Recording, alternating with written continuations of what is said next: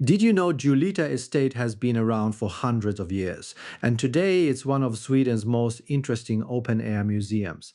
From the beautiful manor house and gardens to old farms, workshops, and the stories about the people who lived and worked here, there's so much more to discover than you might expect. So today I'm taking you along with me to explore Julita Garden, its history, some fun facts, and what makes this place so special. Today we're going to Julita. You want to follow us to Julita and look at some flowers or garden. Welcome to Julita Garden and Gardens. Yellow building with some Roman portals or something like that. Okay, I'm gonna go and take a look at this one. Today also, the 8th of June, they have something called Julita Festivalen or Julita Festival. I have no clue what that is, but we will find out for sure. What is that? Oh, it looks like a Christian statue with a cross upside down. I hope it's not as... Nah, it's a regular cross. What is it?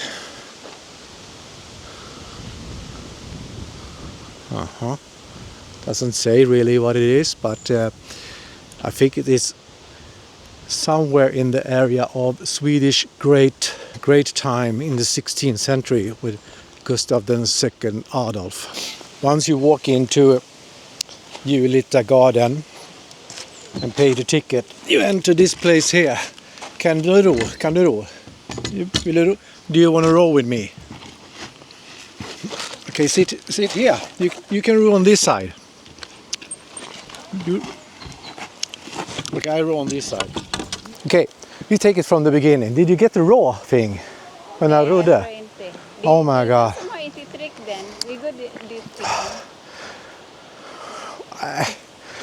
And if you feel dirty, you can walk in here and take some underwear. Here you have socks and everything. Blue one. I like blue. With a big area here so you can fit all the stuff there. Look at this little cottage here. And here you have, in Sweden we call it das. Das. Das in German means das Auto or das toilet. So with a little heart, if you find a door with a heart on in Sweden, that means you can poo there and pee. It's called das. This cottage is so small. A röd stuga med vita knutar, red cabin with white corners. Typical Swedish. You can almost take up the house and put it in your pocket. It's so small and neat. We move forward here in the area, see what's happening here. And Maria is wondering, where is the flowers? I have no idea. Maybe it's going to be somewhere close to the castle. You can see now it have been summer really, because this summer has been pretty hot in Sweden. So it's not that super green in the area here. It's a little bit gray, or the hay is dry, or the grass is dry. But it's a big area. If you ever go here and pay the ticket, which is actually $17 something, it's worth it because there's a lot of area around to look at. Okay, we move on and see what's happening here at Julita Garden. Whee!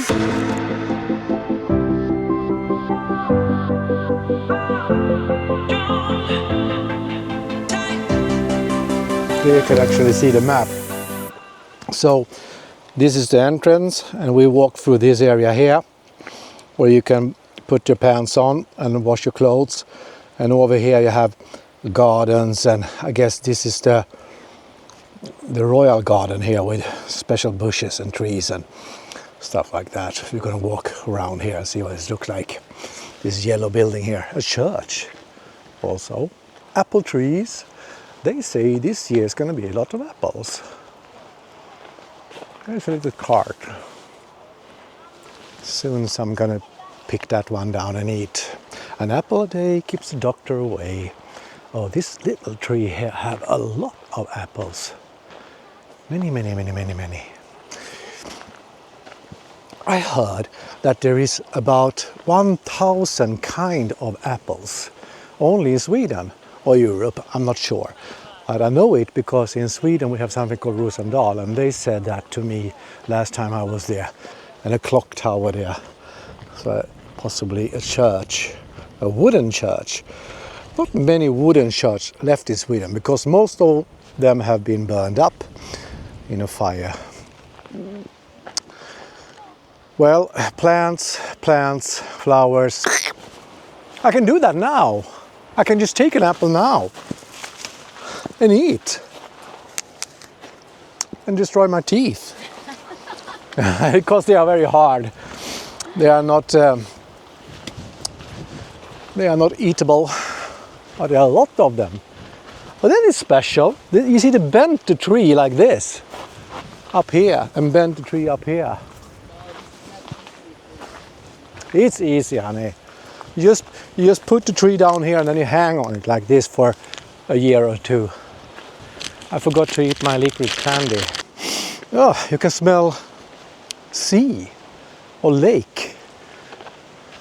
The wind picks up the lake smell. Stones. There is stones and then there is stones. This one is a runa or rune stone. The rune stone is dated to be the first half of the 11th century during the Viking Age. The engraving reads Ormar erected this door, or Ormar, after Torkil, his father. So Ormar raised this stone, he erected this one and told his father Torkil that in the future there's going to be a guy here looking at the stone. His name is Thomas, take care of him. And that's what the text say here, if you want to know. That's a cool little hole in the house with a gate, maybe some animals inside there. Oh, look at this little house. A little house with a lady outside sitting on a, what is that? Sling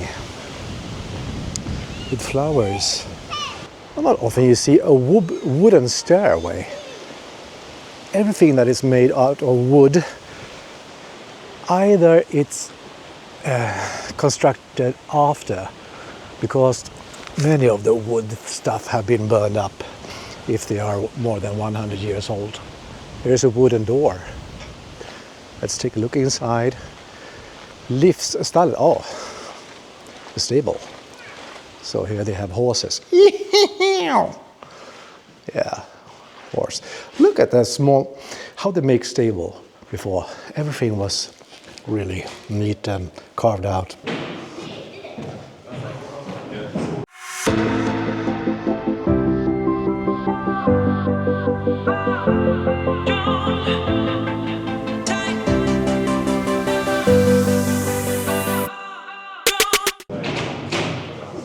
About 20 horses could fit in here and eat and poo before they take a ride. There's Maria looking at some flowers. Yellow building, as I said. And some flower decorations. Beautiful with a sun reflection in the wavy lake. There's the gardener.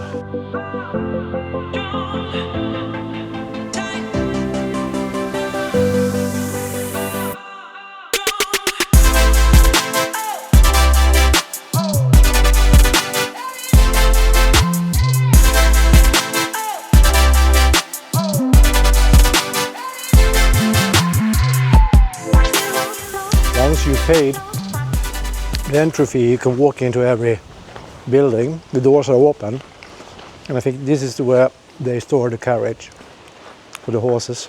Oh my God, so nice. Look at this one. Wow, this one they put down and the horse. Oh, you can walk, sit here.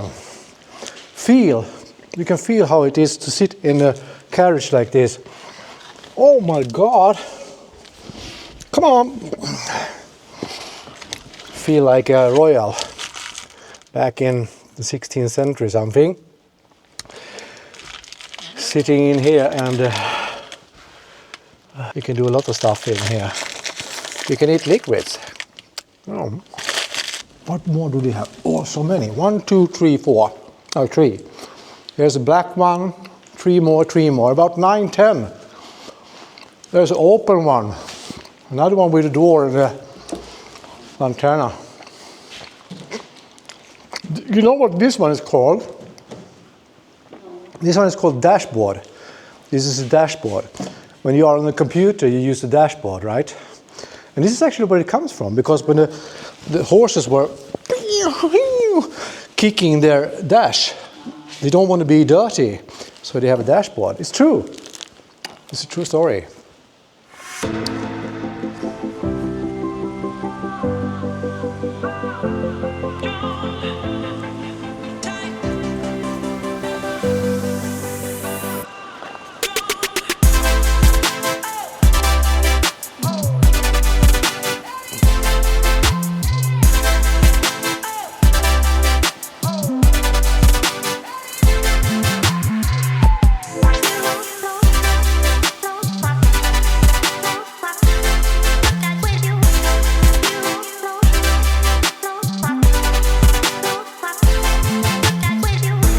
Look like small hats. See, a round here and a little small round in the middle, like a wheel. That's some nice blue flowers, and flowers hanging there.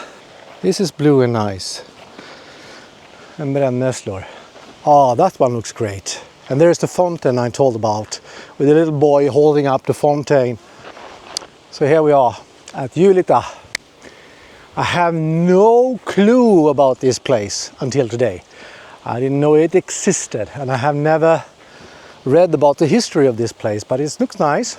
So let's take some more looks.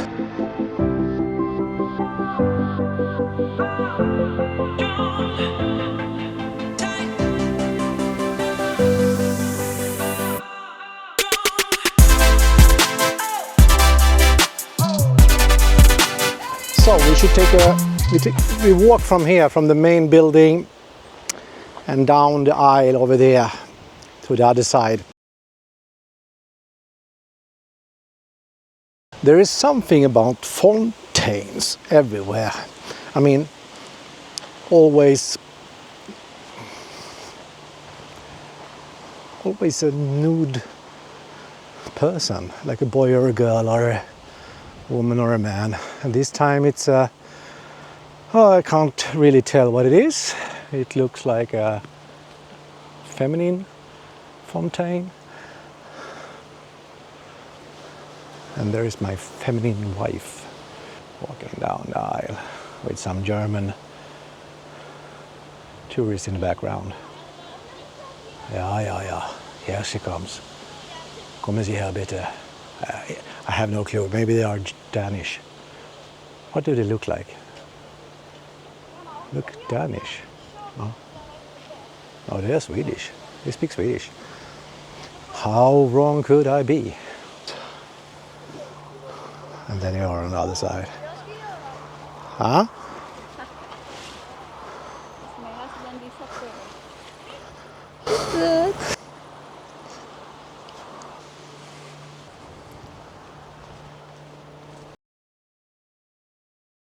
There's a well on the middle of the grass there.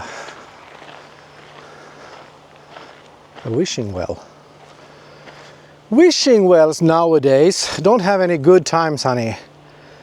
To be a wishing well 2026 is not a good idea, because nobody have coins. You cannot swish a wishing well. You cannot pay by credit card in a wishing well. No, you can't. So a tip for you who see this: never consider to work as a wishing well. What is called that one where Samara comes out from the well, honey? What is that one called? Samara who comes from the well. The ring. Woo!